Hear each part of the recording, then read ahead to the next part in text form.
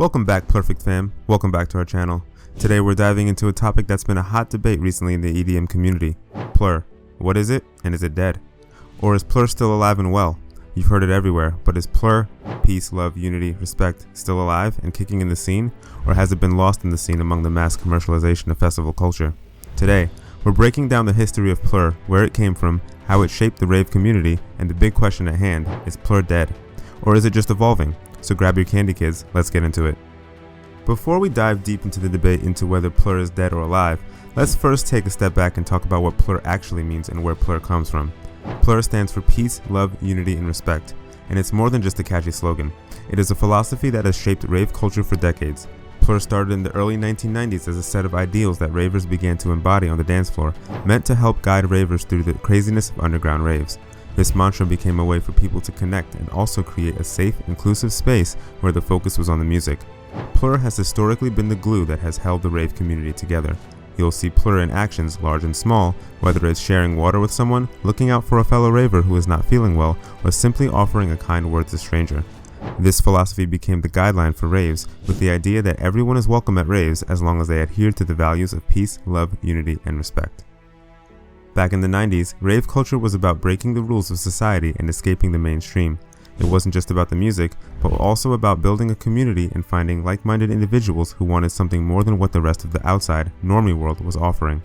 PLUR became the glue holding all of this together. And it wasn't just about having a good time at a party, it was about creating a safe environment where people could dance, express themselves, and connect on a deeper level. The word PLUR comes from these early rave days and is also centered around the candy bracelet culture.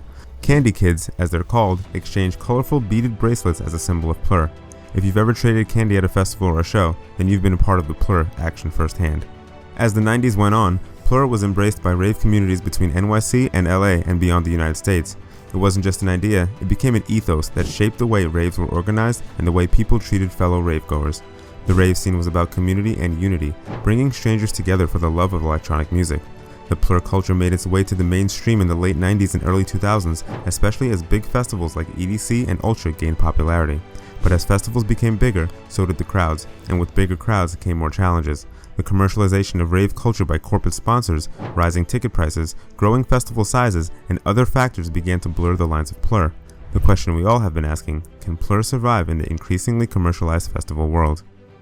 Now, we obviously can't ignore the elephant in the room. As festivals like Ultra Miami, EDC Las Vegas, and Tomorrowland exploded in size and in global popularity, so did the corporate interest tied to these festivals. The rave scene was no longer just an underground escape, it had evolved into a major industry. With this shift, some of the original PLUR ideals started to feel diluted. When you mix massive crowds with expensive tights and sponsorships from global brands, it's easy to lose sight of the intimate, community-driven vibe that PLUR was originally all about. We've all seen it. The EDM bro culture, the rise of VIP sections and their over-the-top bottle service, the proliferation of EDM influencers and brand deals, and the overall general shift towards a more consumer-driven experience. The intimacy of those small raves where everyone knew each other started to fade as the industry took over. So with all these changes, here lies the big question. Is PLUR dead? The short answer is, not exactly, but it has evolved and will likely continue evolving. The spirit of PLUR is still alive in certain spaces. Underground raves, small festivals, and tight-knit local meetups and community spaces continue to embrace these values. When you're at a smaller event and everyone is just there to dance and there for the vibe, it is a lot easier to see how PLUR is still alive, well, and thriving. However, the larger, more commercialized events have seen a shift. Some fans feel that PLUR has been replaced with more superficial aspects of rave culture, corporate brand sponsorships, influencer culture, and an emphasis on luxury experiences. The intimacy and sense of community are harder to feel when you're in a crowd of 50,000 people, and the corporate interests and the emphasis on capturing everything for social media are sometimes more present than the music itself. But all of that being said, PLUR is far from dead. In fact, in some ways, it has been reimagined. It's a constant reminder to be respectful, to create safe spaces where everyone from all walks of life are welcome, and to celebrate the joy of music and the togetherness that music brings. The ethos of PLUR is still practiced in all of the pockets of the EDM community today, in all the little magical and kind moments you share with other strangers at festivals and on the dance floors. So how can we keep PLUR alive in this ever-changing festival landscape? It starts with each of us. PLUR is about taking personal responsibility for how we treat others and how we interact with each other in the community. If you see someone in need of help, don't hesitate to give them a hand.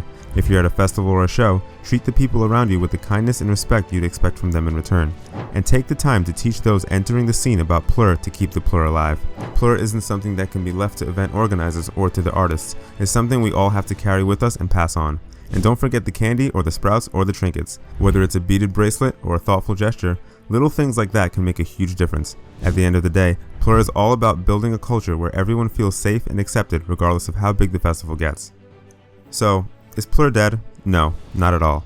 But like any movement, it has to adapt as the community goes through changes. The PLUR spirit is alive and well in the hearts of those who carry it with them, and you can still catch those PLUR vibes at massive festivals as well as small intimate shows.